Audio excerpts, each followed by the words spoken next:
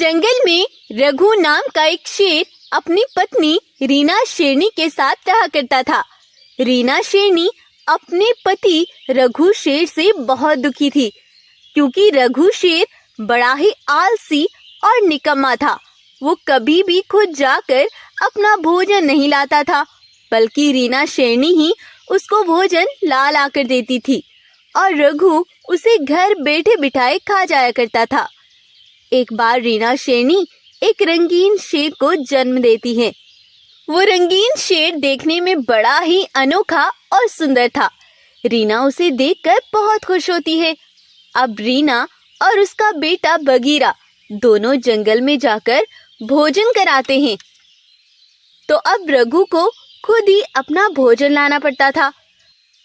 अब रोज रीना शेरनी अपने लिए और अपने बेटे के लिए भोजन लाती है, लेकिन निकम्मा रघु अपने बेटे के लिए भोजन नहीं लाता था।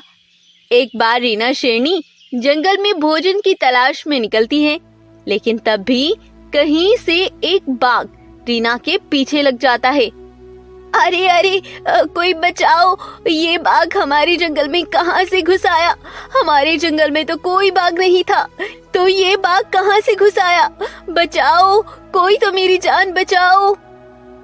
तब वो दुष्ट बाघ रीना पर हमला करके रीना शेरनी को जान से मार डालता है और उसको मारकर वहां से भाग जाता है। लेकिन उसे ये सब करते एक बकरी देख लेती है और वो जल्दी से रघु शेर के पास पहुंचती है। महाराज रघु, रीना शेरनी को एक दुष्ट बाघ ने जान से मार डाला है महाराज। यह सुनकर रघु और बगीरा दोनों को बड़ा सदमा लगता है। तब वो दोनों जाकर देखते हैं कि रीना शेरनी खून से लथपथ मरी हुई पड़ी है। यह देख बगीरा फूट फूट कर रोने लगता है। माँ, उठो ना माँ, यह आपको क्या हो गया है? आपको किसने मार डाला है माँ? अब मेरा ध्यान कौन रखेगा? उठो ना माँ, उठो। अब बगीरा अपने पिता के साथ ही रहने लगता है, लेकिन वो अपनी माँ के चले जाने से बहुत ही उदास था। तब रघु एक शेरनी से शादी कर लेता है और उस शेरनी का नाम भानवी था। उसके साथ उसका एक बेटा भी आया था, जिसका नाम था सिम्बा। बगीरा अपनी सौतेली माँ के साथ बिल्कुल भी खुश नहीं था। एक बार रघु और बगीरा शिकार करके गुफा की ओर आ रहे थे। तभी वो देखते हैं कि शेरनी भानवी एक चीता के साथ खड़ी बातें कर रही थी। अरे वाह शेरनी, तुमने जो बोला था वो करके ही दिखाया है। तुम तो बड़ी ही चालाक हो। हाँ चीता, वो रघु शेर तो बड़ा ही मूर्ख निकला। उससे मुझ पर बिल्कुल भी शक नहीं हुआ कि मैंने एक बाघ की खाल पहनकर उसकी पत्नी को जान से मार डाला, और अब मैं उस रघु और बगीरा को भी जान से मार डालूंगी, और फिर मैं और मेरा बेटा इस जंगल पर राज करेंगे। यह सुनकर तो रघु को बहुत बड़ा झटका लगता है और वो गुस्से से आग बगुला हो जाता है। रघु को देख चीता तो भाग जाता है, लेकिन रघु को अचानक इतना गुस्से में आते देख शेरनी बहुत डर जाती है। गद्दार खूनी शेरनी, तुमने एक बहुत बड़ा जुल्म किया है। अगर तुम्हारे साथ ये मासूम बच्चा न होता तो मैं तुम्हें बिना कुछ सोचे समझे ही जान से मार डालता।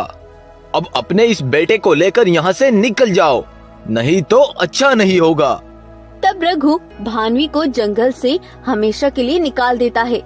रघु रीना की मौत की खबर सुनकर बड़ा ही परेशान और दुखी था।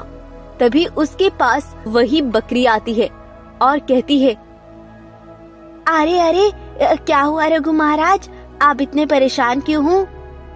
तब रघु बकरी को पूरी बात बताता है।